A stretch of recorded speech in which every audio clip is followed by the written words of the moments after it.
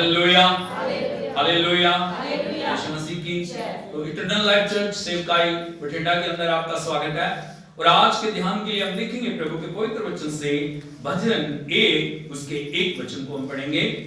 और यहाँ में लिखा है प्रभु की पवित्र वाणी में, क्या ही धन्य है वह पुरुष जो दुष्टों की युक्ति पर नहीं चलता, ना पापियों के मार्ग में खड़ा होता और ना ठट्ठा करने वालों की मंडली में बैठता है। भाई बहनों, परमेश्वर आशीष देने वाला परमेश्वर है। और प्रभु का वचन कहता है, इंग्लिश की बाइबल में लिखा है, ब्लेस्ड इज द मैन। बोलिए ब्लेस्ड इज द मैन। बोलो ब्लेस्ड इज द वुमन। धन्य है वो पुरुष, धन्य है वो स्त्री जो परमेश्वर से आशीष पाए हुए। और परमेश्वर आशीषों का स्रोत है। और जब हम देखते हैं आदम और हवा को परमेश्वर ने बनाया, आदम और हवा को परमेश्वर ने आशीष दी। क्या दिया? अब्राहम को परमेश्वर ने आशीष दी, इसहाक को प्रभु ने आशीष दी, याकूब को प्रभु ने आशीष दी, और सब परमेश्वर के बच्चों को प्रभु ने आशीष दी, क्योंकि परमेश्वर आशीष का स्रोत है। और परमेश्वर ने आशीष में बढ़ने के लिए हमें बुलाया। पड़ोसी को बताइए, परमेश्वर ने आपको आशीष में बढ़ने के लिए बुलाया। और प्रभु चाहता है हम हर दिन आशीष के अंदर बढ़ते चले जाएं। लेकिन भाइयों बहनों, तभी हम आशीष में बढ़ेंगे, तभी हम प्रभु की उपस्थिति में जो भरपूरी को पाएंगे, यदि कुछ बातें हमारे जीवन के अंदर पाई जाएंगी। हमारे जीवन के अंदर उन आशीष को पाने के लिए क्वालिटी का होना बड़ा जरूरी है। हमारे जीवन के अंदर कुछ अलगाव का होना बड़ा जरूरी है। और परमेश्वर का वचन हमें सिखाता है कैसे आशीष हमारे जीवन के अंदर आएगी। सबसे पहली जो बात प्रभु का वचन क्या बोल रहा है, वो व्यक्ति जो आशीष पाने वाला है वो दुष्टों की युक्ति पर नहीं चलता। बोलो दुष्टों की युक्ति पर नहीं चलता। यदि आप देखोगे प्रभु का वचन बहुत सारी बातें दुष्टता के बारे में बता रहा है, लेकिन मैं आपको बताना चाह रहा हूं दुष्टता क्या है। जब हम बुराई को बार बार सोच समझ के दोहराते हैं, वो बुराई दुष्टता बन जाती है। बोलो जब बुराई को बार बार जानबूझकर दोहराया जा रहा, हमें पता है ये गलत है, हमें पता है ये प्रभु की इच्छा के विरोध में है, हमें पता है ये सही नहीं है, हमें पता है इन बातों से प्रभु कभी खुश नहीं होता, लेकिन बार बार उन बातों को हम दोहराते हैं। बार बार बुरी जो चीजों को हम दोहराते हैं, बार बार उन बातों के बीच के अंदर, उस अधिकार के अंदर बार बार चले जाते हैं। प्रभु का वचन कहता है वो बातें दुष्टता बन जाती हैं। क्या बन जाती है? और दुष्टता की बातों और युक्तियों से प्रभु कभी प्रसन्न नहीं होता। इसीलिए प्रभु चाहता है दुष्टों की युक्तियों में वो नहीं जाता, या दुष्टों की युक्ति को वो अपने ऊपर नहीं लेता। प्रभु ने हमें एक अलगाव की जिंदगी दी है। परमेश्वर ने अपनी पवित्रता में चलने के लिए हमें बुलाया है। और इसलिए हमें हमेशा सावधान रहना चाहिए, किसी दुष्ट बात या दुष्ट युक्ति को हम अपने जीवन के अंदर अधिकार ना दें, क्योंकि जब दुष्ट बात और दुष्ट युक्तियां हमारे जीवन के अंदर कार्य करती हैं, वो हमें आशीषों से दूर ले जाती हैं। हालेलुया। इसलिए मैं आपको बताना चाहता हूं कुछ दुष्ट युक्तियों के बारे में, कि किस प्रकार की युक्तियां हमारे जीवन के अंदर कार्य करने चाहती हैं, और हमें उनसे सावधान रहने की जरूरत है। यदि आप देखोगे परमेश्वर के पवित्र वचन भजन 10 और उसके 3 वचन को यदि आप देखोगे, यहां पे लिखा है, क्योंकि दुष्ट अपनी अभिलाषा पर घमंड करता और लोभी परमेश्वर को त्याग देता है। बोलो क्योंकि दुष्ट अपनी, 3 बार बोलिए, अपनी अपनी अपनी, परमेश्वर की नहीं। प्रभु की क्या अभिलाषा है, प्रभु की क्या इच्छा है, उस बात के ऊपर उसका ध्यान नहीं है, लेकिन अपनी अभिलाषा के ऊपर क्या करता है, वो घमंड करता और लोभी परमेश्वर को त्याग देता। बोलो लोभी परमेश्वर को त्याग देता। ये पहली पहचान है दुष्टता की। अपनी युक्तियों को, अपनी इच्छा को, हमेशा जो मैं कहूं, जो मेरी इच्छा है वही पूरी होनी चाहिए। प्रभु मेरी प्रार्थना को स्वीकार करना चाहिए, वो चाहे प्रभु की इच्छा है या नहीं। या अपने तरीके से हम परमेश्वर के ऊपर कई बार दबाव डालना चाहते हैं, अपनी अभिलाषाओं को पूरा करवाना चाहते हैं। भाइयों बहनों, परमेश्वर का वचन कहता है वो बातें प्रभु की इच्छा के अनुसार नहीं है। वो क्या, कौन सी उनके अंदर काउंट होती है? दुष्टता के अंदर। यहां लिखा लोभी परमेश्वर को क्या करता है? त्याग देता है। इसीलिए परमेश्वर चाहता है हमें बड़ी सावधानी के साथ प्रभु की संगति में बढ़ने की जरूरत है। और यदि और आप आगे जाएंगे, यहाँ पे लिखा है इसके 5वें वचन में, वह अपने मार्ग पर दृढ़ता से बना रहता है, तेरे न्याय के विचार ऐसे ऊंचे पर होते हैं कि उसकी दृष्टि वहां तक नहीं पहुंचती। बोलो, वह अपने मार्ग पर, जिस मार्ग के ऊपर वो चल रहे हैं ना, परमेश्वर बार बार उसको चाह रहा है वो बुराई को छोड़ के सही मार्ग पे आ जाए, वो बुराई से अलग होके परमेश्वर के वचन के अनुसार चलना शुरू कर दे। लेकिन प्रभु का वचन कह रहा है वो अपने मार्ग को बदलता, अपने मार्ग से हटता, अपने मार्ग से अलग नहीं होता।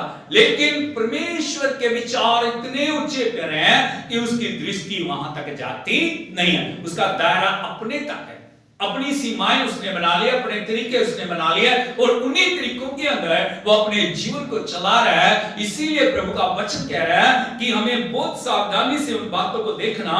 और यदि आप आगे बढ़ोगे 6 और 7 वचन को, वह अपने मन में कहता है मैं कभी टलने का नहीं। ये दुष्टता की बात है। क्या? वो अपने मन में कहता है मैं कभी टलूंगा नहीं, मैं जो भी करूंगा, मैं जैसे भी चलूंगा, मैं हमेशा आगे बढ़ता चला जाऊंगा। और आगे लिखा प्रभु के वचन में, मैं पीढ़ी से पीढ़ी तक दुख से बचा रहूंगा। और 7वें आयत में लिखा है उसका मुंह शाप और छल और अंधेर से भरा है। मुंह में क्या है? कैसी बातें निकल रही? क्या लिखा है सबसे पहले? शाप। क्या है? प्रभु के लोग क्या देते हैं? आशीष। लेकिन दुष्टता की बातों में क्या होती है? बुराई की बातों में क्या? श्राप। श्राप श्राप श्राप, मैं तुझे श्राप दूंगा, मैं तुझे श्राप दे दूंगी। बहुत सारे लोगों को आप देखोगे ना, बोलेंगे मैं तुझे श्राप दे दूंगा, तेरे साथ ऐसा हो जाए, तेरे साथ ऐसा हो जाए। कौन सी बातें? दुष्टता की। प्रभु के लोगों के मुंह में कभी श्राप की बात नहीं आनी चाहिए। हमेशा प्रभु के लोगों के अंदर क्या होनी चाहिए? आशीष। किसी भी अवस्था के अंदर हमें हमेशा हमारे मुंह से क्या निकलनी चाहिए? आशीष। लेकिन यदि दुष्ट की युक्तियों को आप देखोगे, दुष्ट के मुंह को देखोगे, वहां पे लिखा 3 महत्वपूर्ण बातें लिखी हुई हैं। उसका मुंह शाप से, छल से और अंधेर से भरा। बोलो, शाप से, छल से और अंधेर से भरा है। और उत्पात और अनर्थ की बातें उसके मुंह से निकलती हैं। अंदर प्रभु का वचन कहता है जो अंदर है ना वही मुंह पे आता है। बोलो, जो मन में है वही मुंह पे आता है। इसीलिए क्यों प्रभु हमें दुष्टों से अलग, दुष्टों की युक्तियों से अलग करने की बात कर रहा है? क्योंकि यदि हम इन सब बातों के साथ रहेंगे या दुष्टता की युक्तियों को अपने जीवन के अंदर जगह देंगे, हमारे मुंह से भी क्या निकलना शुरू हो जाएगा? चाहे हम आशीष देते रहें, लेकिन यदि हम उन युक्तियों को अपने ऊपर अधिकार लेंगे, हमारे मुंह से भी क्या निकलना शुरू हो जाएगा? शाप निकलेगा, छल की बातें निकलेंगी। कौन सी बातें? और तीसरी बात क्या है? अंधेर की बातें। कौन सी बातें? अंधेर की बातें। इसलिए भाई बहनों, परमेश्वर हमें सावधान कर रहा है, प्रभु हमें चुकन्ना कर रहा है। हम कभी भी यदि हमें आशीष के अंदर बढ़ना, यदि हमें परमेश्वर की सामर्थ्य में बढ़ना, यदि हमें परमेश्वर के धन्य व्यक्ति, धन्य भाई या धन्य बहन बनना, हमें कभी दुष्ट युक्तियों को अपने ऊपर अधिकार नहीं देना। यदि वो अधिकार हमारे ऊपर आए ना, वो युक्तियां हम सलाह लेते हैं। क्या लेते हैं? हमें सलाह किससे लेनी चाहिए? हमारे लिए सलाह लेने के लिए सबसे बड़ा मददगार जो प्रभु ने दिया है वो है परमेश्वर का वचन। हालेलुया। यदि हमारी बातें प्रभु के वचन से मिली हुई हैं, यदि हमारी बातें, हमारी अगुवाई पवित्र आत्मा की है, हम हमेशा आशीष के अंदर बढ़ते चले जाएंगे। बहुत सारे लोगों को मैंने देखा है वो आशीष में बढ़ नहीं रहे। बहुत सारे लोग वो चाह के भी कभी आगे बढ़ नहीं पा रहे, क्योंकि वो उन युक्तियों को जीवन से अलग करते नहीं है। वो चाहते हैं प्रभु भी कार्य करे, लेकिन ये युक्तियां अलग ना हो जाए। लेकिन मैं आपको आज बताना चाहता हूं, यदि दुष्ट युक्तियों को हम अपने जीवन के अंदर जगह देंगे ना, हमारे जीवन में, हमारे परिवार में और यहां तक कि हमारे घर में भी कभी भी परमेश्वर की आशीष ठहरेगी नहीं। क्योंकि प्रभु का वचन हमें एक और बात और जगह चुकन्ना करता है। यदि एक और वचन यदि आप देखोगे, नीति वचन की किताब उसका 3 अध्याय और उसके 33 वचन को यदि आप पढ़ोगे, यहां पे लिखा परमेश्वर के वचन में, दुष्ट के घर पर यहोवा का शाप और धर्मियों के वासस्थान पर उसकी आशीष होती है। बोलो, दुष्ट के घर पर यहोवा का यहोवा का शाप। शाप। सिर्फ मुंह में समस्या नहीं है, परिवार में समस्या नहीं है, बोलो घर में भी समस्या है। घर में भी समस्या। क्योंकि युक्तियां घर में भी कार्य कर रही हैं। जिस जगह पे वो रह रहे हैं ना, प्रभु का वचन कह रहा है दुष्ट के घर में क्या होता है? यहोवा का श्राप। और जिसे प्रभु श्रापित कर दे उसे कौन मनुष्य आशीषित करेगा? हालेलुया। इसलिए हमें समझने की जरूरत है कि प्रभु का वचन हमें चुकन्ना कर रहा है, प्रभु का वचन हमें अलग कर रहा है, परमेश्वर का वचन हमें सावधान कर रहा है। हमें कभी भी दुष्ट युक्तियों को अपने जीवन के अंदर जगह नहीं देनी है। और परमेश्वर के अनुग्रह में हमारे जीवन के अंदर भी, हमारे परिवार के अंदर भी, हमारे घर के अंदर भी परमेश्वर का आशीष आनी चाहिए। और वो कैसे आएगी? जब दुष्ट युक्तियों से हम अपने आप को क्या कर लेंगे? अलग कर लेंगे। बोलो दुष्ट युक्तियों से अपने आप को अलग कर लेंगे। इसलिए परमेश्वर क्या बोल रहा है? धन्य वो व्यक्ति है जो दुष्टों की युक्ति पर नहीं चलता। हालेलुया। और दूसरी जो महत्वपूर्ण बात है, प्रभु की वाणी कह रही है पापियों के मार्ग में खड़ा नहीं होता। बोलो पापियों के मार्ग में खड़ा नहीं होता। पहले चल रहा है, बोलो पहले चल रहा है, चलते चलते खड़ा हो। किनमें? पापियों के मार्ग। पापियों के मार्ग में क्या है? कौन सा है पापियों का मार्ग? कौन सा मार्ग है? पापियों का मार्ग का अंत कहां पे है? पापियों का मार्ग कहां पे लेके जाता है? यदि पापियों के मार्ग में हम खड़े हो गए, हम ऐसे मार्ग में चले जाएंगे जहां पे नाश ही नाश है, मृत्यु है, मृत्यु है, अंधकार ही अंधकार है। एक वचन यदि आप देखोगे प्रभु की वाणी में, नीति वचन की किताब उसका 21 अध्याय और उसके 8 वचन पे यदि आप पढ़ोगे, यहां पे लिखा है पाप से लदे हुए मनुष्य का मार्ग बहुत ही टेढ़ा होता है, परंतु जो पवित्र है उसका कर्म सीधा होता है। बोलो पाप से लदे हुए मनुष्य का मार्ग। उसने पापियों के साथ खड़ा ही नहीं हो रहा, लेकिन पाप उसके ऊपर क्या कर दिए जाते हैं? लद रहे। पाप के बोझ को लेके वो चल रहा है, पाप के अंदर वो जीवन को जी रहा है। और उसका मार्ग कैसा मार्ग है? टेढ़ा मार्ग है। कौन सा मार्ग है? प्रभु का मार्ग कौन सा मार्ग है? सीधा मार्ग है। बोलो सीधा मार्ग है। लेकिन पापी का मार्ग टेढ़ा मार्ग। यदि प्रभु बहुत बार हमारे जीवन के अंदर बुला रहा है, लेकिन यदि हम पूर्ण रीति से प्रभु के लिए समर्पित नहीं है, हमारे मार्ग क्या हो जाएंगे? टेढ़े हो जाएंगे। कभी हम इधर को निकल रहे हैं, कभी हम उधर को निकल रहे हैं। बोलो कभी इधर को जा रहे हैं, कभी उधर को जा रहे हैं। सीधे मार्ग में चल नहीं रहे। परमेश्वर ने हमें सीधे मार्ग के ऊपर चलने के लिए बुलाया है। इसीलिए प्रभु का वचन क्या बता रहा है? पाप से लदे हुए मनुष्य का मार्ग क्या होता है? टेढ़ा होता है। वो कभी सीधा चलता नहीं। क्या नहीं करता?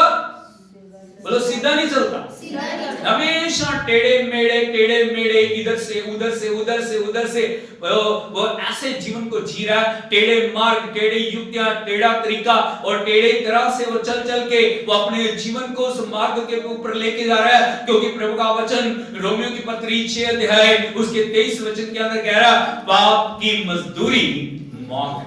बोलो पाप की मजदूरी मौत है। जो पाप लदे हुए ना वो बढ़ते जा रहे हैं। वो पाप कम होने की बजाय, पाप घटने की बजाय, पापों से अलग होने की बजाय, क्योंकि और मार्ग टेढ़ा है, वो और पाप पे पाप कर रहे हैं, बुराई पे बुराई कर रहे हैं, दुष्टता पे दुष्टता कर रहे हैं। और प्रभु का वचन कह रहा है पाप जब बढ़ जा रहे हैं वो मृत्यु को उत्पन्न कर रहे हैं। क्या उत्पन्न कर रहे हैं? यदि आप संसार में आप देखोगे ना, बहुत मृत्यु का जो अधिकार छाया हुआ है और मृत्यु दिन प्रतिदिन नजदीक आ रही है। उसका मेन कारण क्या है? मनुष्य ने अपने मार्ग टेढ़े कर लिए। क्या कर लिए? इसीलिए परमेश्वर हमारी जिंदगी के अंदर चाह रहा है हम कभी पापियों के मार्ग में खड़े हम दूर हो जाएं। हमारा मार्ग प्रभु ने सीधा मार्ग दिया, उस सीधे मार्ग के ऊपर हमें चलना चाहिए। और वो मार्ग कहां पे जा रहा है? जीवन को जा रहा है। कहां पे जा रहा है? जीवन को जा रहा है। और जो टेढ़ा मार्ग कहां पे जा रहा है? विनाश को जा रहा है। इसलिए परमेश्वर एक धन्य व्यक्ति, एक धन्य भाई, एक धन्य बहन को क्या चाह रहा है? वो पापियों के साथ कभी समझौता ना करें। यदि हम पापियों के साथ समझौता कर रहे हैं, हम कितने भी पवित्र क्यों न, हमें कितने भी वचन का ज्ञान क्यों नहीं है, हमें कितना भी परमेश्वर का अभिषेक क्यों नहीं है, यदि हमारी संगति सही नहीं है और हम पापियों के साथ बैठ के संगति कर रहे हैं, प्रभु का वचन कह रहा है, पहला कुरिन्थियों 15 अध्याय उसके 33 वचन के अंदर लिखा है, धोखा ना खाना, बुरी संगति अच्छे चरित्र को बिगाड़ देती है। बोलो धोखा ना खाना, क्योंकि बुरी संगति अच्छे चरित्र को बिगाड़ देती है। इसलिए हमें सावधान रहने की जरूरत है। आप किसके साथ खड़े हो, आप किसकी संगति कर रहे हो, आपके अभिषेक को, आपके जीवन को, आपकी पवित्रता को, आपके परमेश्वर के वचन के ज्ञान को, जो बुरी और पाप की संगति है ना, वो धीरे धीरे धीरे, कई बार हमें एकदम से पता नहीं लगता, कई बार हम समझ नहीं पा रहे, हम समझते कोई फर्क नहीं पड़ता, कोई फर्क नहीं पड़ता। लेकिन यदि आप पापियों की संगति के अंदर हैं, यदि आप गलत संगति के अंदर हैं, प्रभु का वचन में चौकन्ना कर रहा है, बुरी संगति अच्छे चरित्र को बिगाड़ देती है। इसलिए हमें ज्यादा से ज्यादा संगति किसकी करनी है, प्रभु की संगति करनी है। परमेश्वर के चरणों में बैठ के उसकी आराधना करते हुए, परमेश्वर के वचन को जीवन में लेके, परमेश्वर के वचन को अपने आत्मा में लेके, हमें हमेशा अपनी पवित्रता के अंदर बढ़ना है। और हमारे मार्ग कभी भी टेढ़े मार्ग नहीं होने चाहिए, हमारे मार्ग हमेशा सीधे मार्ग होने चाहिए। प्रभु की आवाज को सुनते हुए, परमेश्वर की सामर्थ के अंदर बढ़ते हुए, हमें हमेशा परमेश्वर के साथ उसकी आशीषों के अंदर आगे बढ़ना। और तीसरी जो महत्वपूर्ण बात है वो है ठट्ठा करने वालों की मंडली में वो बैठता नहीं है। बोलो ठट्ठा करने वालों की मंडली में बैठता नहीं है। यदि आज हम देखें ना, ठट्ठा एक साधारण बात होगी, बात के ऊपर मजाक, बात के ऊपर बहुत समय डबल मीनिंग वाले वर्डों को यूज किया जाता है। Hallelujah, hallelujah. बहुत जो है ना, जो नीचे स्तर के जो मजाक किए जा रहे हैं, और उन बातों को जो हम देख रहे हैं एक बहुत ही साधारण रूप से लिया जाता है, हंसी और मजाक का केंद्र उन्हें बनाया जा रहा है। लेकिन प्रभु का वचन कह रहा है, एक धन्य व्यक्ति कभी ठट्ठा करने वालों की मंडली में बैठता नहीं है। केवल हम सोचते हैं क्या मजाक ही तो है ना, लेकिन मैं आपको बताना चाहता हूं, यदि हम मजाक उड़ा रहे हैं, बहुत समय हम परमेश्वर के वचन का मजाक उड़ा रहे हैं। लोगों को यदि आप देखोगे ना, प्रभु के वचन का मजाक उड़ा रहे हैं, बहुत समय देखोगे किसी गरीब व्यक्ति का, हम देखेंगे बहुत सारे ऐसे लोग हैं जिनको मजाक बनाया जा रहा है, उनको बेइज्जत किया जा रहा है, उनको लज्जित किया जा रहा है। लेकिन भाइयों बहनों, एक धन्य व्यक्ति को यदि आप देखोगे, वो ठट्ठा करने वालों की मंडली में कभी बैठता नहीं है। उसकी मंडली कौन सी रहती है? पवित्र लोगों की मंडली, जहां परमेश्वर की आराधना हो रही है, जहां परमेश्वर को महिमा मिल रही है, वो हमेशा उन लोगों के बीच में बैठना पसंद करता है, क्योंकि प्रभु का वचन हमें चौकन्ना कर रहा है। एक वचन और यदि आप देखोगे, नीति वचन की किताब 3 अध्याय उसके 34 वचन में बताता है, ठट्ठा करने वालों से निश्चय वो ठट्ठा करता है। बोलो ठट्ठा करने वालों से वो निश्चय ठट्ठा करता है। कौन? परमेश्वर। यदि हम किसी का ठट्ठा करेंगे, हम किसी को मजाक बनाएंगे, हम किसी की जो कोई भी अवस्था का यदि हम उसको ठट्ठों के अंदर लेके जाएंगे, परमेश्वर देख रहे हैं। प्रभु का वचन कहता है, परमेश्वर कंगालों का, परमेश्वर दीनों का, परमेश्वर विधवाओं का, परमेश्वर दबे और कुचले हुए लोगों का न्यायी परमेश्वर है। वो कभी भी चुप करके बैठेगा नहीं, वो कभी भी सब बातों को बर्दाश्त नहीं करेगा। वो नहीं बोल सक रहे, वो हमें उत्तर नहीं दे रहे, लेकिन परमेश्वर हमारे लिए खड़ा होके, प्रभु का वचन कह रहा है, ठट्ठा करने वालों से निश्चय वो क्या करता है? ठट्ठा करता है। वो छोड़ेगा नहीं कभी। किसी ना किसी स्तर पे आके हमारा भी जो ऐसी जगह पे हम आ जाएंगे जब लोग हमारा भी मजाक उड़ाएंगे, जो लोग हमें भी अपमानित करेंगे, जब हमें भी लोग लज्जित करेंगे। इसलिए भाइयों बहनों, प्रभु का वचन हमें बता रहा है, ठट्ठा करने वालों से वो निश्चय ठट्ठा करता है, परंतु दीनों पर वो अनुग्रह करता है। बोलो दीनों पर वो अनुग्रह करता है। हमें हमेशा क्या बनने की जरूरत है? दीन बनने की जरूरत। हम दीन बन जाए, हमें किसी भी स्तर पे प्रभु क्यों ना ले जाए, हम कितनी भी ऊंचाइयों के ऊपर क्यों ना चले जाए, हम कभी भी अपनी अवस्था को ना भूलें। हम हमेशा जाने प्रभु ने मुझे कहां से उठाया, परमेश्वर ने कहां से मेरे जीवन के अंदर कार्य किया। यदि प्रभु मेरे साथ ना होता, यदि प्रभु मुझे आशीष ना देता, यदि प्रभु मुझे बरकत ना देता, यदि प्रभु मेरा हाथ ना पकड़ता, यदि प्रभु मुझे यहां ना बिठाता, मैं कभी भी आज इन ऊंचाइयों को छू ना सकता। हम हमेशा दूसरों के प्रति दीन बने रहें, हम हमेशा दूसरों को उठाने वाले बने, हम हमेशा दूसरों के लिए प्रार्थना करने वाले बने, हम हमेशा दूसरों को बरकत देने वाले बने, हम हमेशा दूसरों की सहायता करने वाले बने, हम हमेशा दूसरों को उन अवस्थाओं से छुड़ा के आशीष के अंदर ले जाने वाले बने। जो कुछ भी हम दूसरों के लिए कर सकते हैं, हम उत्तम से उत्तम करने वाले बने। और जब हम ऐसा करते हैं, परमेश्वर हमें क्या देता है? ब्लेस करता है, आशीष करता था। इसलिए भाई बहनों, परमेश्वर ने हमें धन्य व्यक्ति होने के लिए बुलाया। क्या के लिए बुलाया? धन्य व्यक्ति होने। हमें आज जीवन के अंदर देखें, क्या हम इन सब बातों से अलग हैं? क्या इन सब बातों को हम जीवन में अधिकार दे रहे हैं? हम किसकी युक्ति को जीवन में जगह दे रहे हैं? क्या हम प्रभु से पूछ रहे हैं, प्रभु तेरी इच्छा है या नहीं? या हम ऐसे लोगों के पास जा रहे हैं जो परमेश्वर की इच्छा के विरुद्ध जीवन को जी रहे हैं? क्या हम ऐसे मार्ग में खड़े हो जा रहे हैं जो मार्ग प्रभु को पसंद नहीं है? क्या हम ऐसी मंडली के अंदर बैठ रहे हैं जहां पे हर समय ठट्ठा मजाक और दूसरी बातें, संसारिक बातें और जो दूसरी लालसा की बातें और पाप की बातें और अंधकार की बातें हो रही हैं? हम क्या अपने जीवन के अंदर जगह दे रहे हैं? आंखों को हम बंद करें, सिरों को हम झुकाएं। परमेश्वर ने हमें आशीष पाने के लिए बुलाया, परमेश्वर ने बरकत में आगे बढ़ने के लिए बुलाया और परमेश्वर चाहता है उन क्वालिटियों को हम जीवन के अंदर लें। परमेश्वर चाहता है उन अवस्था को जो प्रभु की इच्छा के विरोध में हम अपने जीवन से दूर करें। प्रभु से हम प्रार्थना करें, प्रभु आज हमें आशीष दे, प्रभु आज हमारे जीवन के अंदर कार्य करें। उसे कहे, प्रभु मैं कभी भी दुष्ट युक्ति को अपने जीवन में जगह नहीं दूंगा या जगह नहीं दूंगी। मैं कभी भी पापियों के मार्ग में नहीं खड़ूंगा या नहीं खड़ी होंगी। मैं कभी भी ठट्ठा करने वालों की मंडली में नहीं बैठूंगा, नहीं बैठूंगी, लेकिन हमेशा आपके वचन में, आपकी आत्मा के अभिषेक में, आपकी आत्मा की अगुवाई में मैं आगे बढ़ूंगा, आगे बढ़ूंगी। हाथ को उठा के हम प्रभु की तारीफ करें। हालेलुया।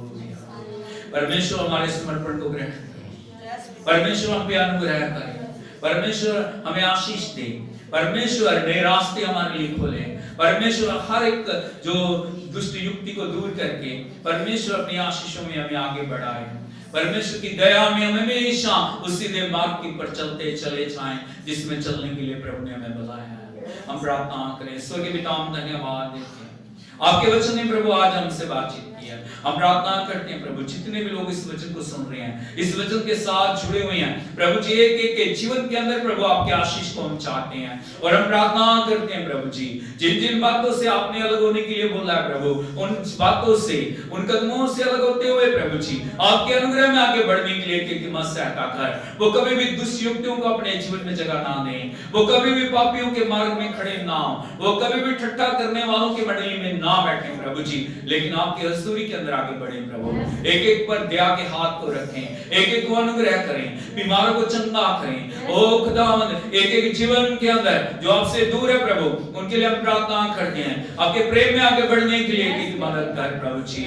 ओ पिता, हर एक बंधन को तोड़ दे, हर एक रुकावट को दूर कर, हर एक खुदावंद जीवन के अंदर शांति दे, हर एक जीवन के अंदर आपकी आशीष आए प्रभु जी। आपकी दया के हाथ को बढ़ाएं प्रभु, एक एक को स्पर्श करें। पवित्र आत्मा पूर्ण जीवन पर नियंत्रण लें प्रभु, अपनी अगुवाई में आगे बढ़ने के लिए कि मत सहायता कर प्रभु। सारी महिमा, सारी आराधना, सारी प्रशंसा आपको देते हुए इस विनती प्रार्थना को प्रभु यीशु मसीह के सामर्थ्य और जीवित नाम में मांगते हैं, आमीन।